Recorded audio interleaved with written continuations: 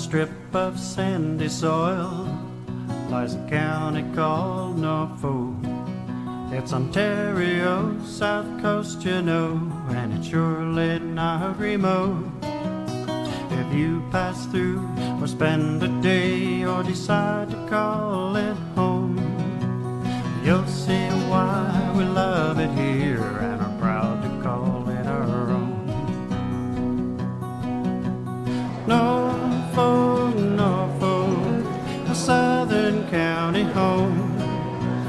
Norfolk, Norfolk, we know you can't go wrong with the friendly folk of Norfolk. You won't be a stranger long. Take in the small town atmosphere.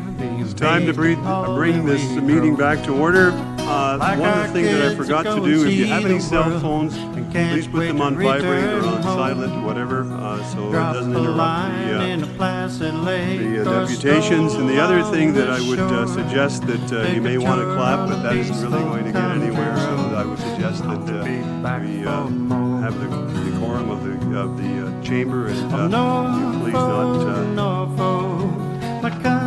clap for speaker. Okay, we are starting with staff report CSD 1702, Parks, Facilities and Recreation Master Plan.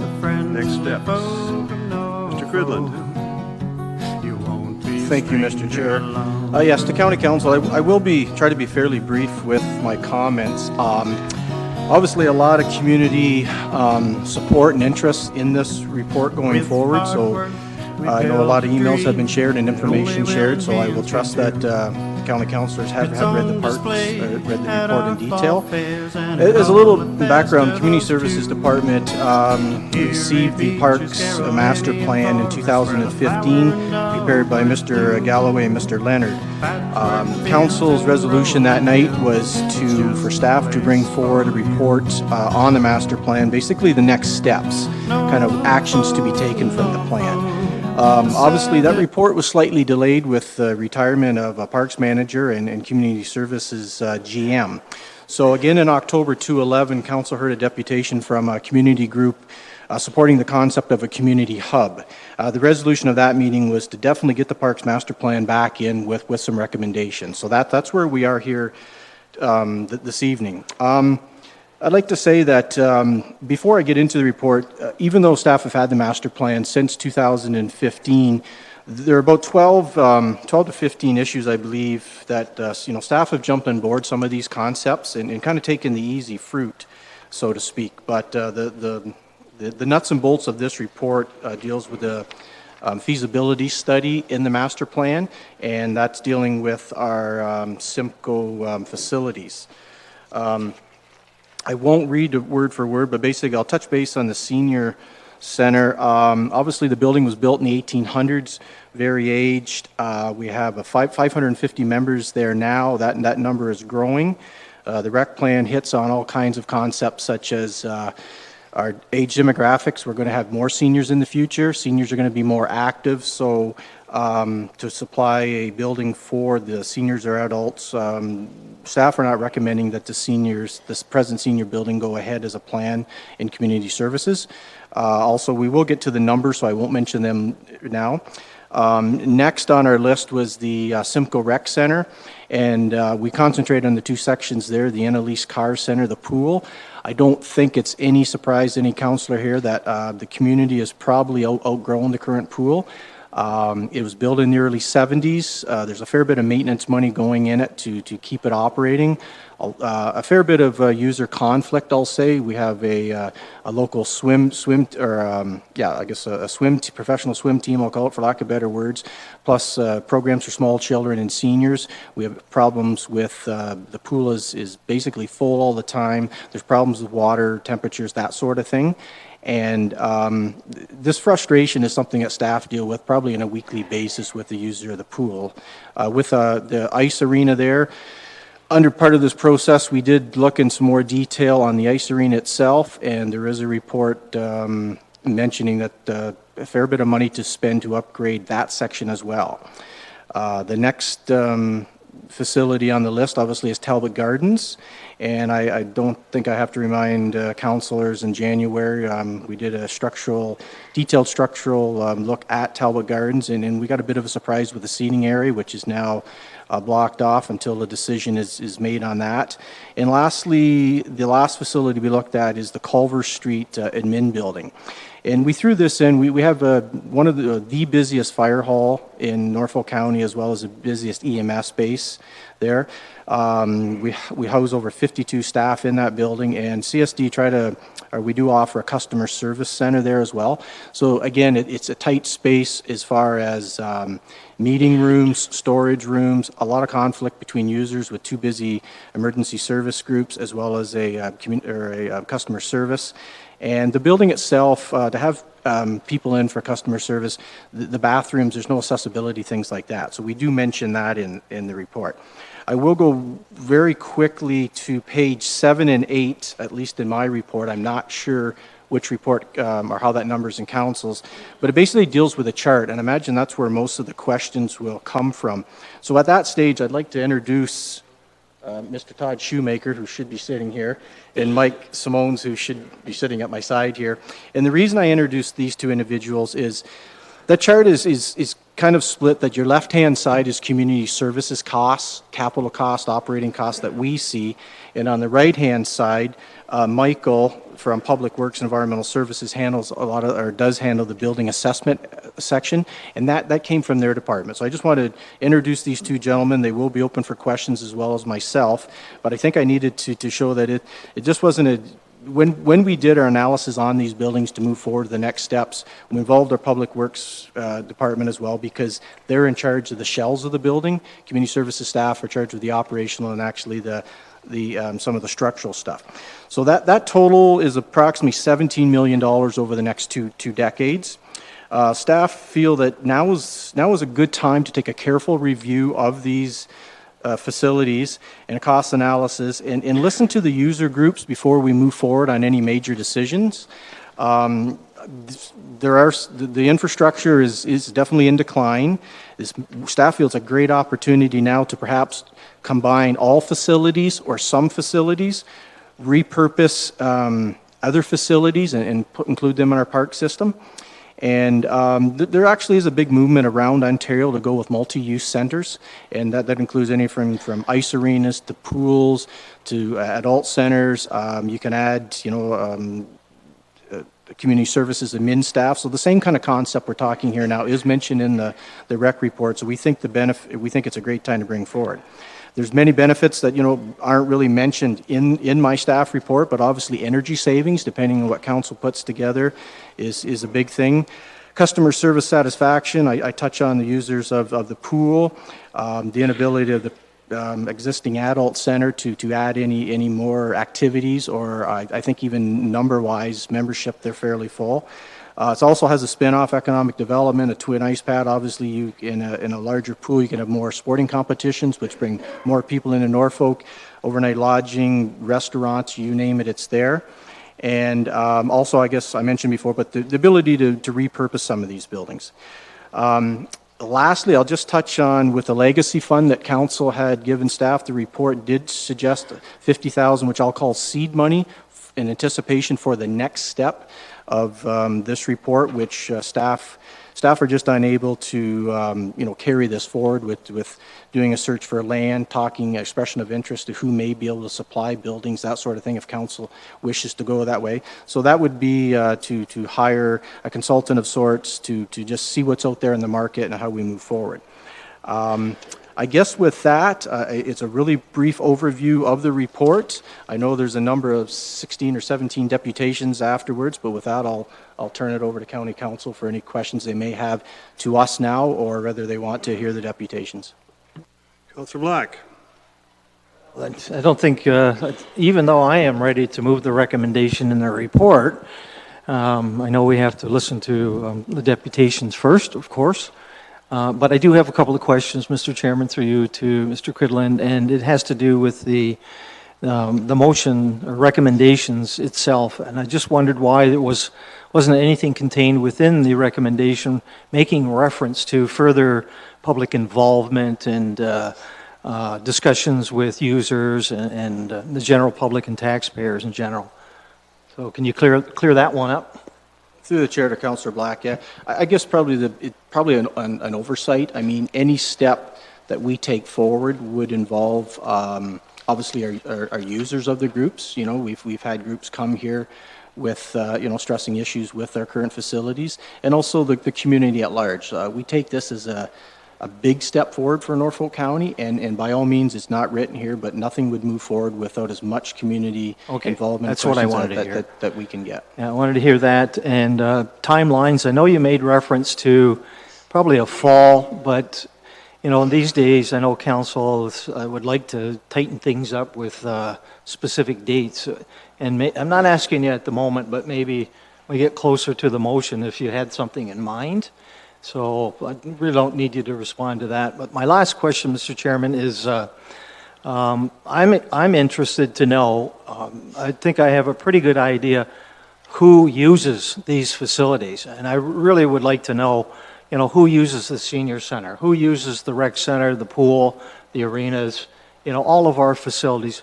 Who are they? Through the chair, staff have been busy the last couple of days collecting as much information as they can on this. Obviously, there's certain privacy on information. You can't ask everything, but however... Okay, maybe let me clear that up. Where are they from? That's better. I don't really care who they are. Yeah. Where are they from? Yeah. I can safely tell council that, you know, if we go with the adult center, we have users, obviously a lot of the users are from the larger urban areas, so large number from Dover, some from Port Rowan, Delhi, Simcoe being the lion's share. However, with that said, we have users from Teeterville to Port Rowan to Clear Creek. We also, was amazed today to find out we have 2 users that come from Oshawa.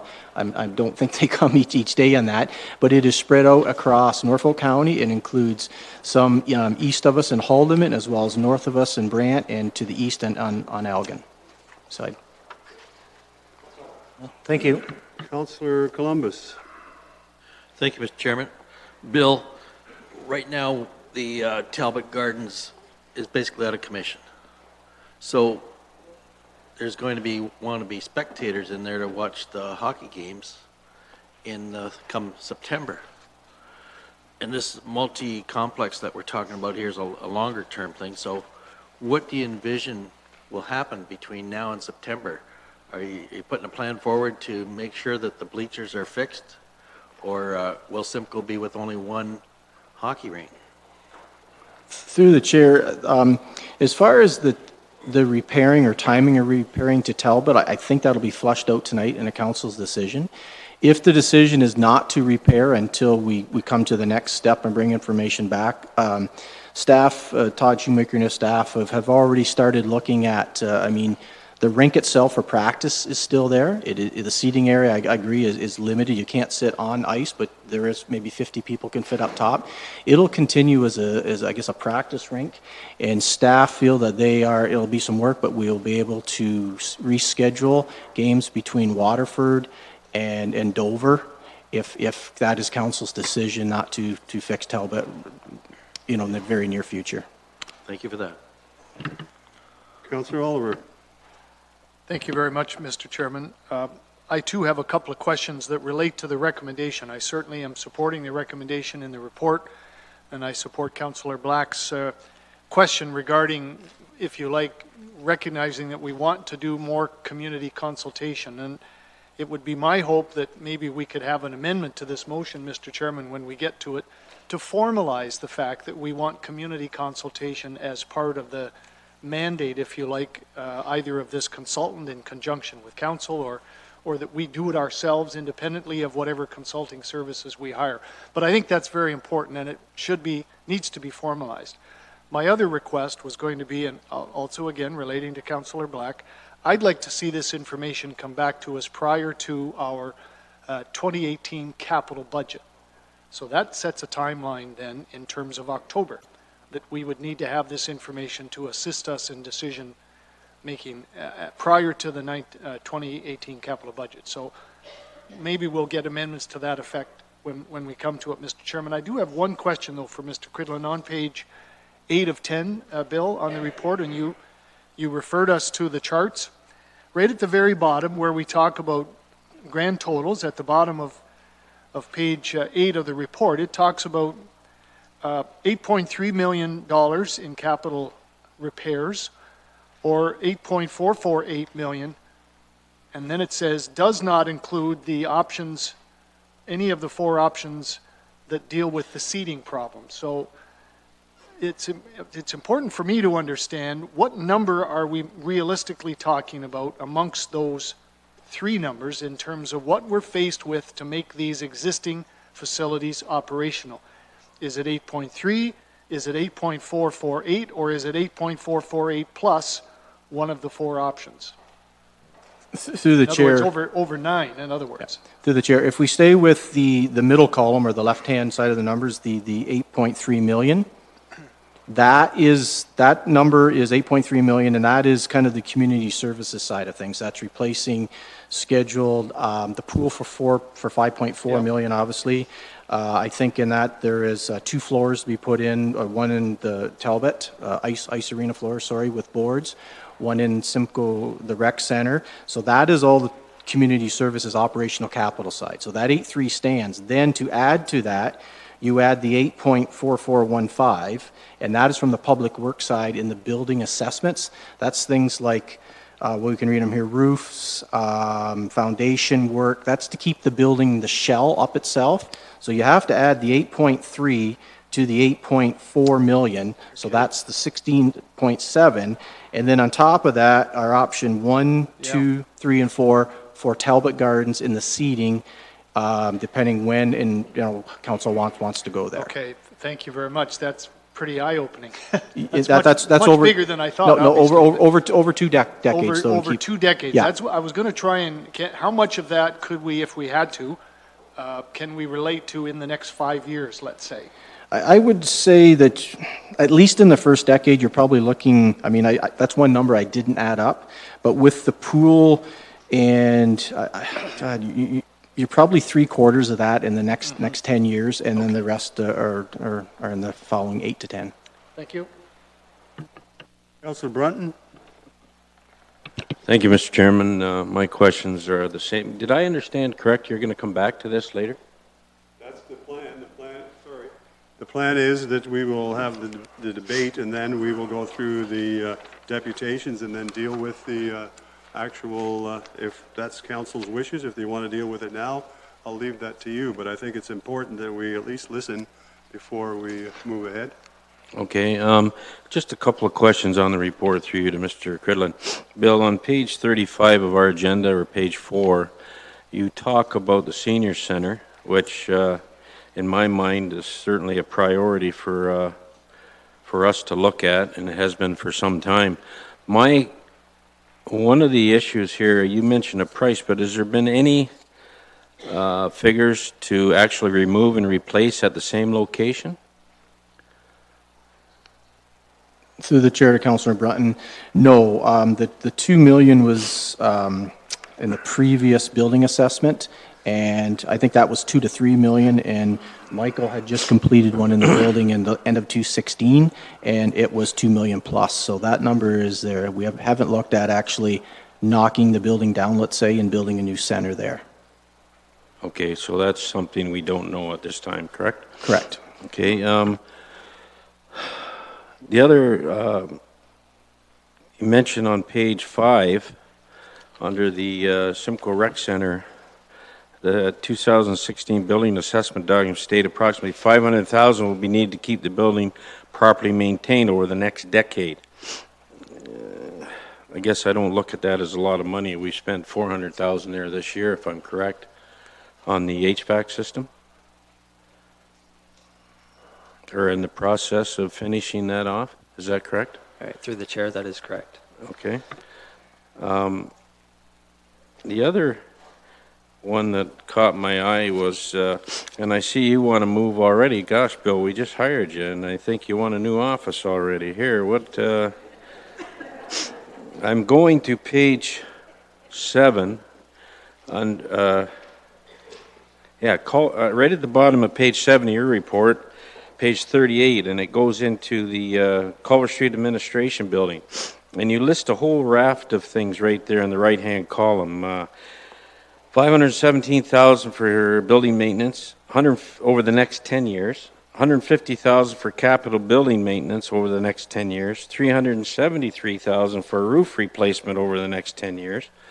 Again, that to me isn't an overly amount of money. Even if we move you out of there, we still got to do that work because the fire and the EMS are still there, correct?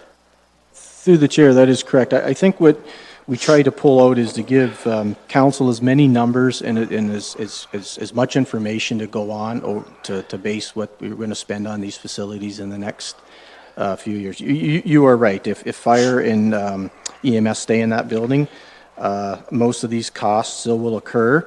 The only, it's mentioned in the body of the report, the only another benefit that's not mentioned in this chart is, I believe it's in 219, there's $800,000 for a new EMS base in Simcoe with community services staff out of Culver Street. Then obviously there's room there, and that 800 drops to about 250 for, just expanding into the office and a little work on the base. So,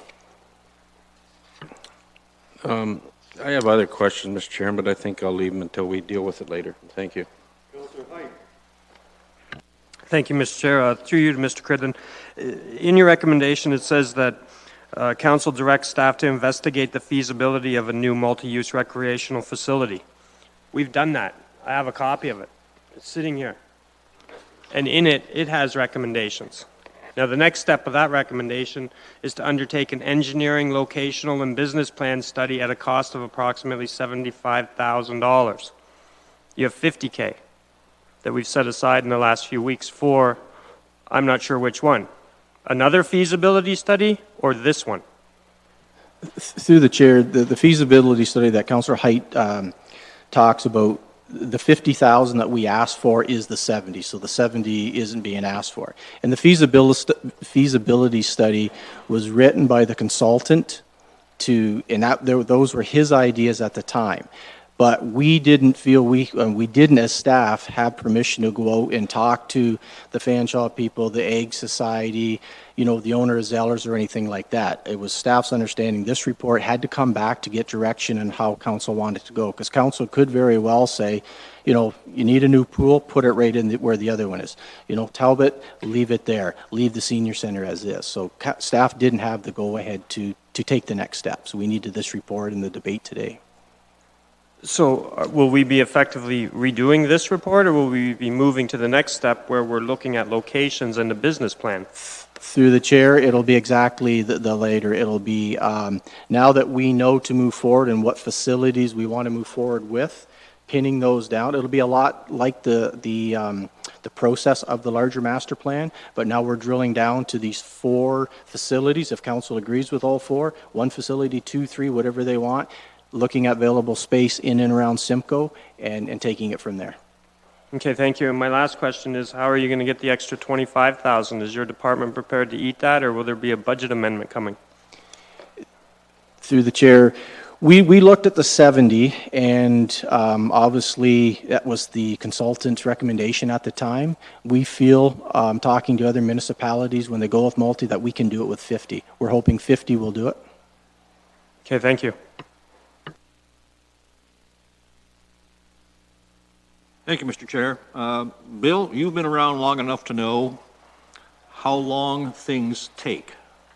It doesn't matter what we endeavor to do, whether it's an overpass or a sewage treatment plant or our office building on Robinson Street, things just seem to take a whole lot longer than we originally anticipated. Given that we have to procure land, we have to design and engineer, we have to do the actual construction.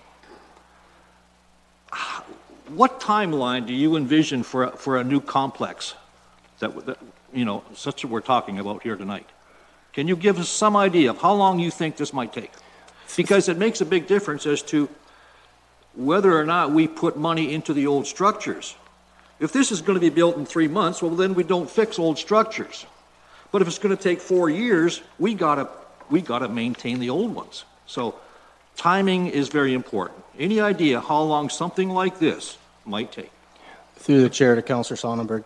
In talking to Todd Shoemaker, who from his previous employer had built a facility, we're probably anywhere from being operational 3 to 4 years before we cut the ribbon and kids are swimming in the pool and skating on the ice.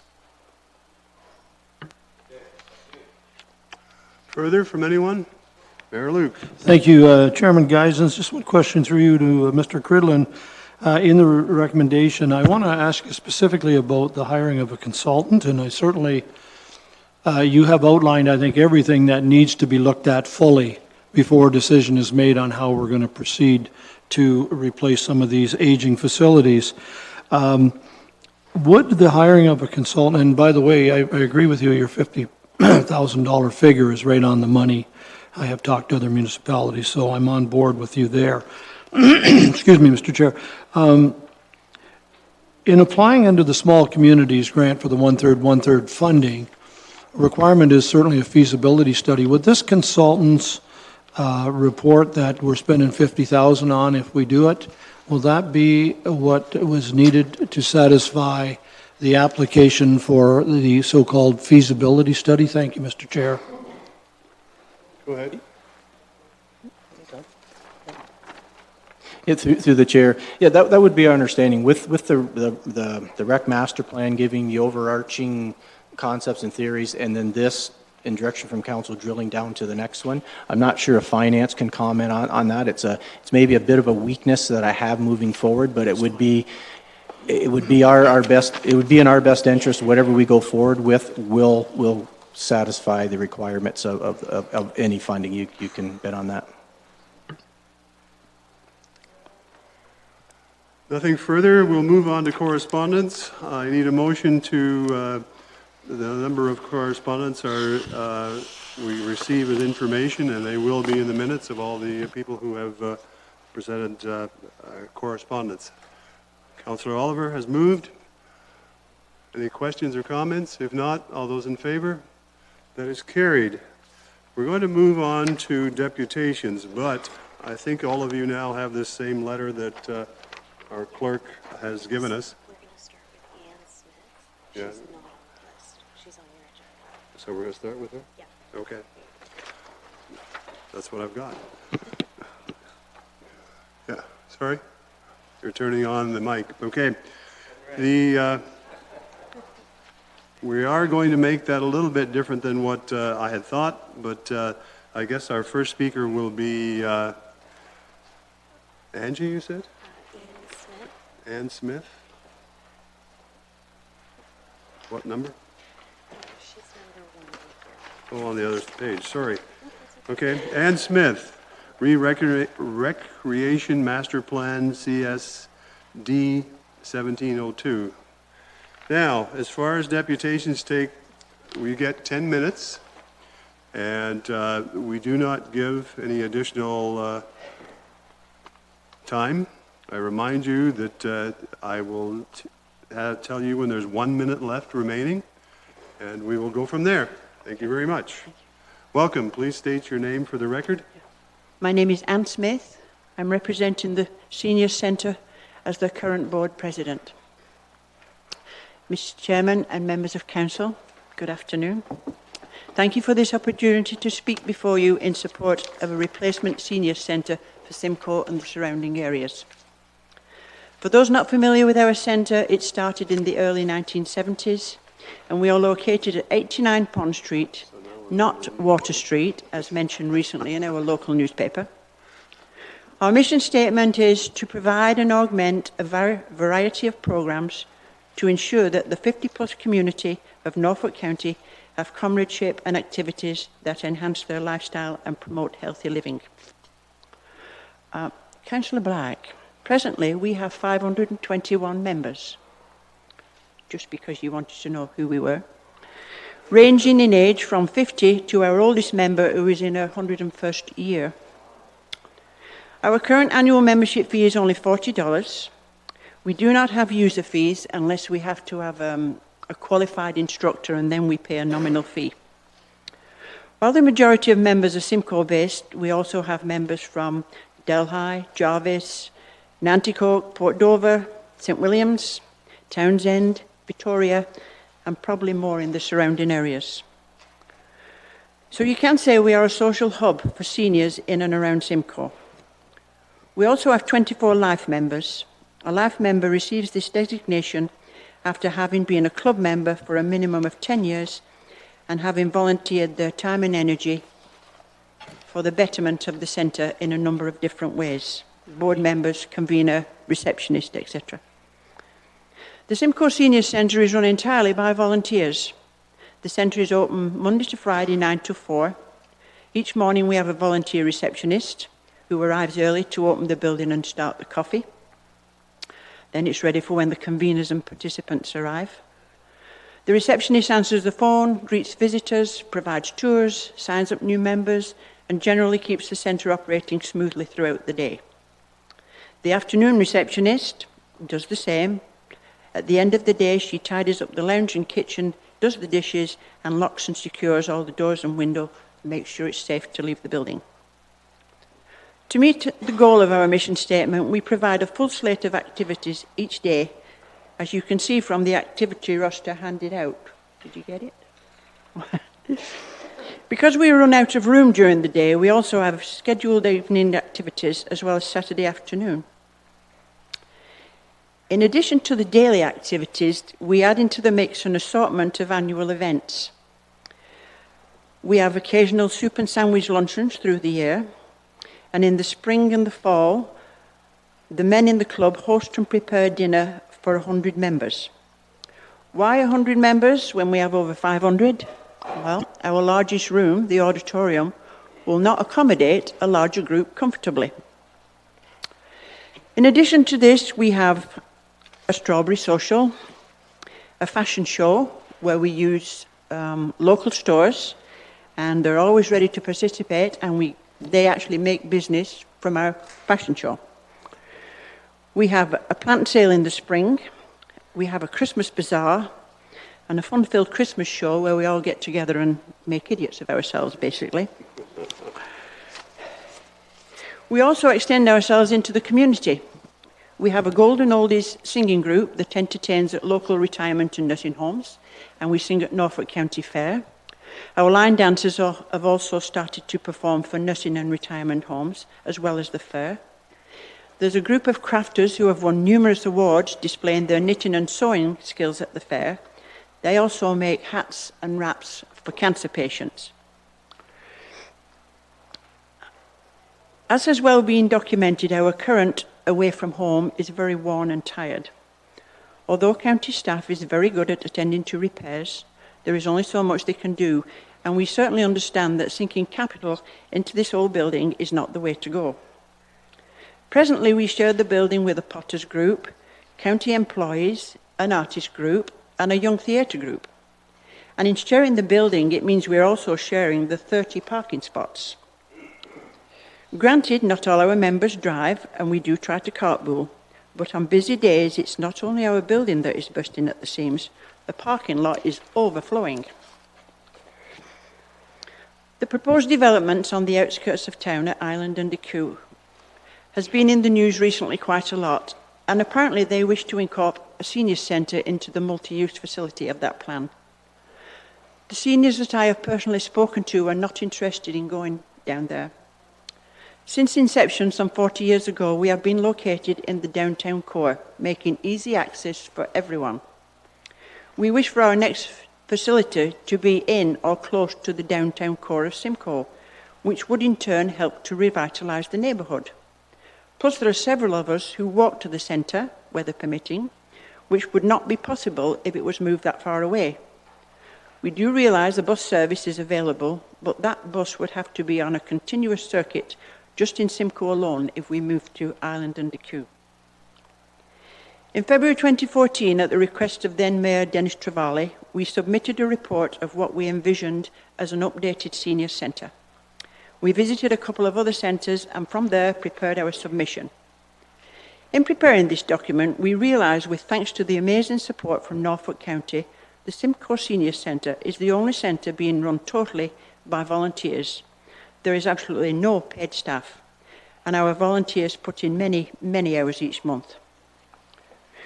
We would not be opposed to sharing our new home with the groups we presently share with. What we can't envision is being squeezed into a youth-oriented multi-use complex, such as the one slated for Island and the Kew. And if that were to happen, we worry that we would lose the support of the county, plus a substantial increase to our membership fees, along with the introduction of user fees for activities, as well as possibly having paid staff instead of volunteers. In closing, I would like to thank Norfolk County for their continued support these many years. In particular, our thanks to Bill Cridland, General Manager of Community Services, Susie Ray, Community Programme Supervisor, and Ingrid Zima-Irvin, our County Rep, each of whom deserve a big pat on the back, as well as the maintenance staff who are always on hand performing any necessary repairs. And I extend an invitation. You can drop in for coffee anytime. If you have any questions, I'll try to answer. Very good. You have 2 minutes left. So, I know. I timed. I hope the rest are all the same. Mayor Luke. Thank you very much, Mr. Chair, through you. And first of all, Ann, thank you very much for your presentation. And Council thanks you for your volunteers and all the activities that are going on in that building. And I appreciate the time you have given me to talk to me about the senior center. Just 2 questions. And what I'm hearing, you've made clear to me that most of your seniors would prefer a location in the downtown. If that building could be bulldozed and a new center put along the river where you are, would that be something that would be suitable, that location? That would be absolutely brilliant, as long as it was a bit bigger than the one we have now. Thank you. You answered my question and more. Now, Mr. Chair, the last question, and forgive me for asking this. Yes. If council in his wisdom was to purchase and tear down the Norfolk Hotel and build a senior center downtown, I recognize parking is an issue there perhaps, although there is some to the east, a short block away. Any thoughts on that? Being a senior, would it be too small? I'm sure it would be too small. I had to ask that, Mr. Chair, to get my wife off my back. That is the end of that. I hope he's last time. Mayor. Thank you very much. Okay, Councillor Oliver. Thank you, Mr. Chairman, and also thank you, Ann, for your presentation. You did an excellent job. Some of us obviously are disappointed, I would say, to hear that your group formally doesn't have much interest at this point in being part of a larger vision, a larger concept. Right. And I appreciate that. We appreciate your candor. However, I'm very curious, and I acknowledge you may not be able to answer the question, but I would be very curious to know how many of your members, of the 520 members or so, also from time to time use the swimming pool or other facilities at the rec center? I know a fact there's a few of the ladies go swimming, but I've never heard of big numbers, though I don't know what everybody does in the spare time. Yeah. So that, to me, that would be something that I at least would be very interested to know. If there is that cross-pollination already, so to speak, while you'd prefer your own facility, if you've got folks that use both, different days or different times of the day, that to me says there may be some opportunities there that we're not aware of. Your concern about being pushed off to a corner, I think council could give you assurance that under any circumstance that would not be the case. Yes. Clearly this is a very, very large and successful group, and I think we realize that you're an important part of the community. So whatever happens, we I think are pretty confident the seniors group would have a good quality facility to use. The thing is, if we do have to go down to this facility, if and when it's built, if that's not going to be for another 4 years, I don't think our building will last for another 4 years. It's falling down around our ears. It really is. There's always something going wrong. So we'd need a temporary place anyway. Go ahead. I think in some of the discussions that have taken place, it's been said that certainly anything that might happen at that location in Duku and Ireland could be phased. Yeah. And I, for one, certainly feel that priority one is new facility for the seniors. So that might give you some reassurance that it wouldn't have to necessarily take that long. Okay. Thank you. Thank you. Sorry, Councillor Height. Thank you, Mr. Chair. Through you to the deputation, you mentioned that you wanted to keep your facility downtown. So how do you feel about a repurposed Talbot Gardens as a senior center? It has parking? It does. It has more parking than we have. Mm-hmm. Yeah, it would be good. Okay. Thank you very much. And I just wanted to thank you for organizing all the volunteers that run the senior center, because I hope that with this multi-use center, if we do go ahead, that it's more volunteer ran, like the YMCA directive, as opposed to county staff ran. Thank you. Councillor Brunton. Yes, very quickly, Mr. Chairman.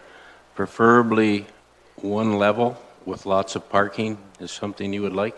Well, the second level would be fine if there was an elevator. You want an elevator? Yeah. Steps are just not in our... No, I realize that, but I'm quite familiar with members down there, and they say that the parking, unless you get there early, it's terrible. a lot of them go home. Well, 500 members and 30 parking spots. Yeah. Doesn't work. Okay, thank you.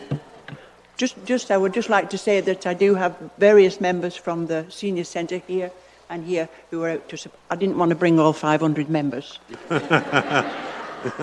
Thank you very much for not doing that.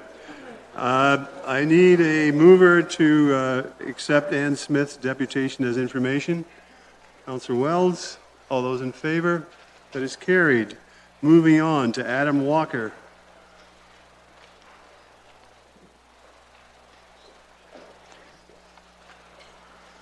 Again, sir, you have 10 minutes, and I will give you a 1-minute warning.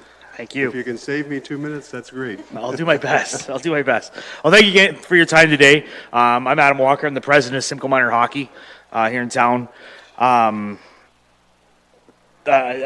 Before I start, I do want to thank the county staff who's helped us out a lot over the last couple of weeks since we lost our arena at Talbot Gardens and it became a practice facility instead of playing all of our games. So we were able to get everything in, including the tournament. So it's been great. With county staff has been very helpful with that. So I do appreciate that, and Simcoe Minor Hockey appreciates that. I've learned a lot over the last few weeks about this arena facility and what we need to do. As soon as I heard that we were going to be without Talbot Gardens and we had no seating there, the first thought of mine and a lot of our members was, let's get this place back up and running as fast as we can. We don't need a new facility. Let's just get this thing up and running, so we can get skates back on the ice and fans back in the seats. I've spent a lot of time talking to a lot of people, both in our members. We held the public information session for our members. I spent a lot of time at the arenas, as I normally do anyways, talking with our hockey players, with the kids, with the parents, with teams coming in from out of town. I spent a lot of time at the Marcy Cook tournament talking to teams that are coming to our tournaments, about what we have going on here. And overwhelmingly, everybody is in support of this new facility. This would do a lot for Simcoe Minor Hockey. We have a growing association. I know a lot of minor hockey associations across Ontario are dwindling and getting smaller and forcing amalgamation. Simcoe Minor Hockey is not one of them. We're up year over year. I've been on the executive with Simcoe for 5 years. We're up 21% in those 5 years. We were under 300. We dipped below 300 about 5 years ago. We're up to 364 members last year in our Minor Hockey Association. A good number of those, almost a third of our association, is in the pre-novice divisions. So those are 5, 6, and 7-year-olds. So our association is in good shape. That's the future of our association, obviously, and they're going to continue to fill up our minor hockey. Our ice time is going to be used more and more every year, and this community hub and facility would definitely help with that. The other thing the other big obstacle that we face with Simcoe Minor Hockey, we have a few. The OMHA this year is going to mandate cross ice hockey games for all the pre-novice levels. Talbot Gardens, for one, does not really accommodate that very well, as there's not a lot of room for storage for the boards. We were able to make it work last year. We had to lug them down from the multi-purpose room. It did take about 10 or 15 minutes of ice time up every time we had to do it, where when we go to some of these new facilities, they're stored right down by the Zamboni area. They can wheel the cart right on the ice and have it all set up in 3 or 4 minutes, and the kids are getting more ice time and working on their skills and spending more time on that. The other issue we have is our dressing rooms. When we go to new facilities, I personally coach a Pee Wee hockey team, and I've got a girl on my team. When we go to some of the newer facilities, she gets her own dressing room. She's not changing with the opponent. She's not changing with another hockey team. I don't know anybody that's played hockey. I wouldn't want to go into a dressing room with somebody that we just played against. And unfortunately, at Talbot Gardens, that's what these girls have to do. There is a big push on Hockey Canada and through the OMHA, and I know there's some other issues coming through that they're going to want these girls to be offered their own dressing room, not with the opponent.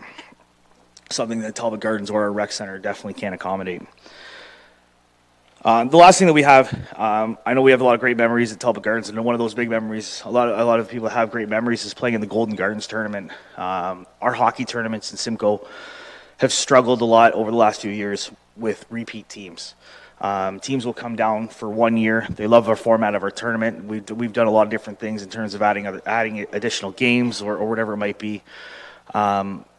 But when they're coming down and they have the option of coming and playing in the rec center or going and playing in a facility like Wilmot, they'll just choose that tournament instead. And the teams, after they come in and play at Talbot Gardens, they love that. But if we've got to play 1 or 2 games over there, they just don't come back the next year. And those teams, those are teams that we're losing for our fundraising dollars that help keep our costs low for Simcoe Minor Hockey. And it's also costing the community that's not going to help out. We really do love the idea of having this with a partnership with Fanshawe out there. If we can keep we have a lot of volunteers at our midget hockey level that help out with the IP levels and the pre-novice program and actually help coach all levels. And then they leave and go to school somewhere else. If we can partner with Fanshawe and we could use some of these guys, maybe that are college age students to help out, continue as referees and continue as volunteers, I think having a partnership with Fanshawe would definitely help Simcoe Minor Hockey. We also spoke as an executive. We do have, to your point of fundraising dollars. Simcoe Minor Hockey is definitely interested in helping fundraise to help make this facility a possibility. We go in other arenas, all these new facilities that have fundraising boards or sponsorship boards or whatever has been done, and Simcoe Minor Hockey is definitely willing to help out with that. And in closing, we'd just like to, include Fanshawe on this and make this happen. We would definitely be in support of it, and Simcoe Minor Hockey could definitely benefit. It was less than 10 minutes. Are there any questions of Council? Councillor Columbus. Yes, thank you, Mr. Chairman. Adam, we've learned that some of these facilities that we're talking about here in other communities cost between $30 and $70 million. So perhaps the federal and provincial governments, I know, have helped some of them. I don't know if the pot still has any money in it.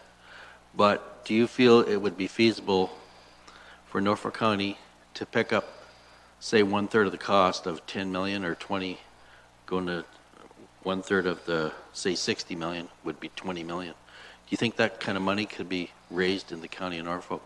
$10 to $20 million.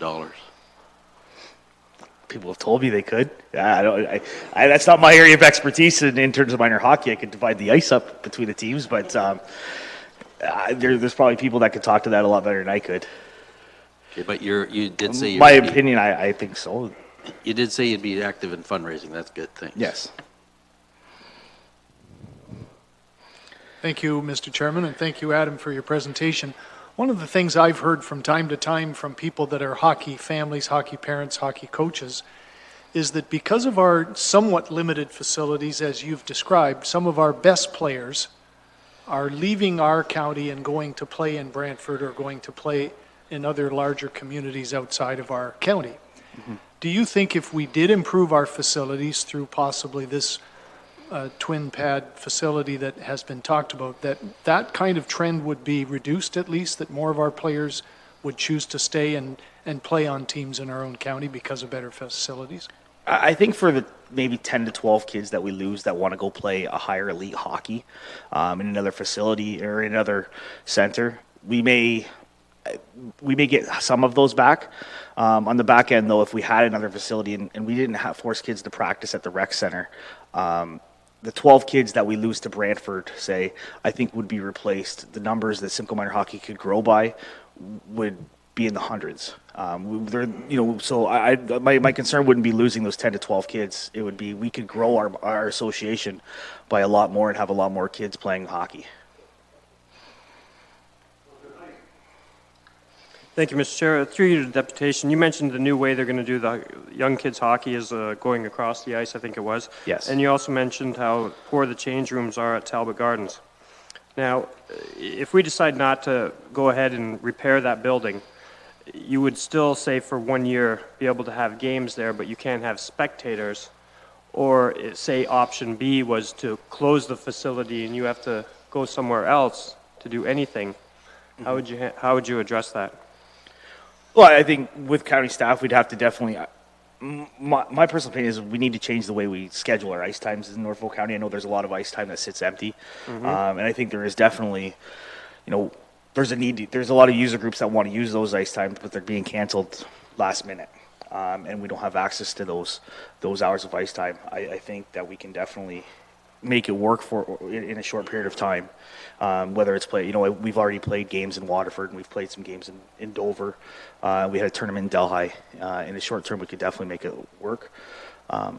Like short term, 3 to 4 years, or 6 months to a year? No, if it had to be a couple of years, it had to be a couple of years. I really do believe there is going to be some pain for some people if it's 3 to 4 years. I know when Brantford built an arena, the men's leagues didn't play for 2 or 3 years. There's definitely, I'm sure there's ice available in different centers, and I would be calm. I think there's got to be a way we can make it work. Okay, because when I do look at these figures, I see that the Simcoe Rec Center is actually, the prime time is only used 70% of the time, so there's obviously quite a bit of extra time there available. Would that be suitable to get you guys through the... There's a lot of, we've actually put a poll to our survey, and I know when I grew up playing hockey, we had a lot of practices before school. We started practice at 6 o'clock in the morning. A lot of other centers practice at 6 o'clock in the morning. Those ice times aren't used sometimes from time to time, so those are things that we'd have to take advantage of.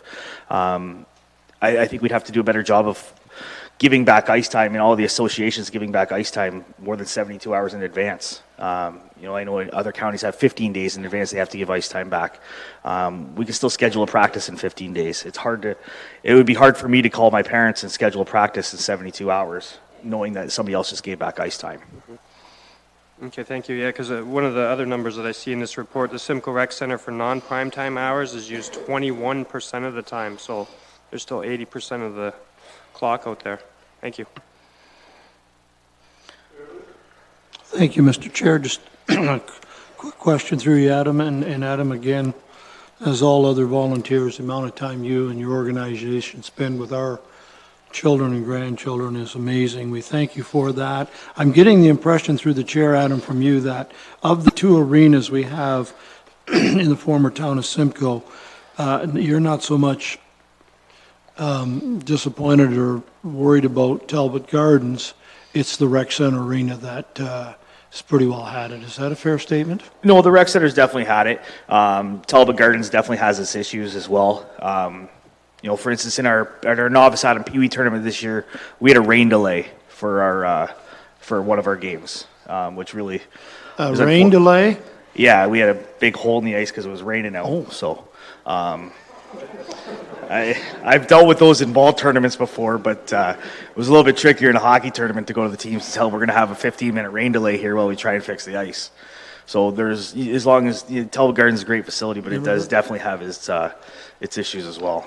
But if I may, Mr. Chair, that doesn't happen all the time, does it? No, it doesn't always rain in the sun. Hopefully we're getting more snow than we are rain in the winter, so we don't have to deal with these rain delays for our hockey games. Okay. Yes. Yeah, I was hoping the roof would be closed when the game is on. Thank you.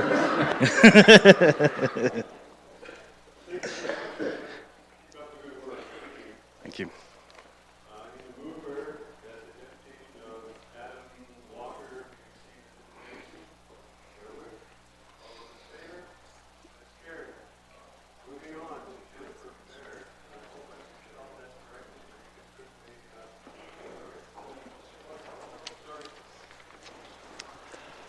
Welcome, Jennifer. Thank you. Have I pronounced your last name right or not? It's Bard, B-A-R-D. Yes, Okay, that's sorry. okay. That's all right. Thank you, Mr. Chairman, members of council, ladies and gentlemen. I'm here today to speak to you on behalf of the Waterford Tri-Centurina Skating Club. We are a club of approximately 125 members, and we skate both in Waterford and at the Simcoe Rec Center Arena and at the Talbot Center Arena, or the Talbot Gardens Arena. We offer lessons in everything from Skate Canada sanctioned programs from our Can Skate program, which is where we have complete beginners who've never been on the ice before learning to skate, all the way up to our skaters who go out and compete in figure skating events all over the province. It's coming up to our 50th anniversary in 2017 and 18, so we've been at this for a little while now. And just for council's information, I thought you'd let you know that we are not the only figure skating club in the county. There are other Skate Canada sanctioned clubs as well. Both Delhi, Port Dover, and Langton also have active figure skating clubs here in the county. But I'm not just talking to you as a president today. I'm also a mom of 3 skaters. I have a daughter who's 13, a son who's 12, and another daughter who's 10, and they're all skaters.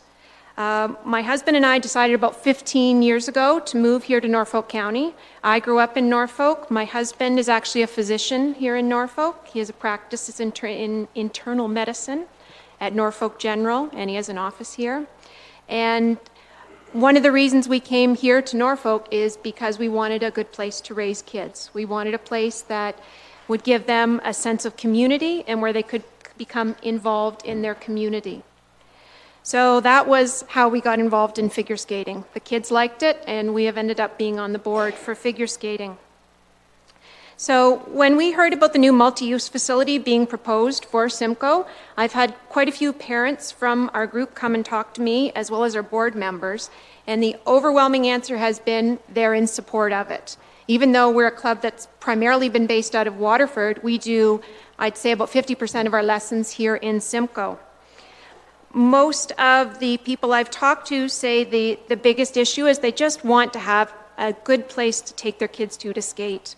They don't want to have to deal with some of the things we've had to deal with repairs, and now with Talbot Gardens, the seating being out. Last time we had our big skating carnival, which is coming up this weekend for us, we had booked it into the Talbot Gardens. We try to do our final year-end show alternating between Simcoe and Waterford, so we would have really had some scheduling problems if it was this year, and we would have been at Talbot instead. This time we're thankfully in Waterford, so we've kind of gotten out of that bind with scheduling. But I think the biggest issue for us is always finding ice, and I heard a lot of things ring true when my colleague was speaking from the Minor Hockey Association. It's hard to find ice time, and I heard some of the numbers that you were talking about with the availability of prime time ice, and that's what's hard. When you're teaching 3- and 4-year-olds to learn to skate, they don't do well when you have to skate at 9 o'clock at night, or when you're telling skaters that the best ice is at 12 o'clock in the middle of the day. We can't pull them out of school to come to skate. So it's hard to find good ice, and it's hard to work together with everyone else to share the ice. And that's something that Norfolk County has been really good about helping us all to get the ice we need.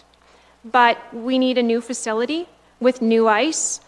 It would offer new potential for figure skating because there are some competitions that we simply can't apply for as a figure skating club because we need a twin pad arena to be able to hold them. So that would offer the potential for us to perhaps bring some of these competitions here. Some of those offer 500 to 600 people coming into the county for a weekend and all the associated economic revenue that they'd bring with them for that. And there's a lot of other things that might come along for figure skating if we were to get this new facility. We sometimes do lose skaters and coaches, similar to what, again, my colleague from hockey was talking about, going to other arenas and to other areas because we just don't have the facilities here and the time for those coaches and the skaters, and that's frustrating when they have to go somewhere else to skate. The one concern I had coming from a smaller arena was that people don't want to lose their small arenas in the smaller communities. And that's what they're most concerned about in an arena like Waterford, is they just don't want to lose their small arena. That arena is more than just ice. It's a home for the community too. It's a place where people go to swap stories.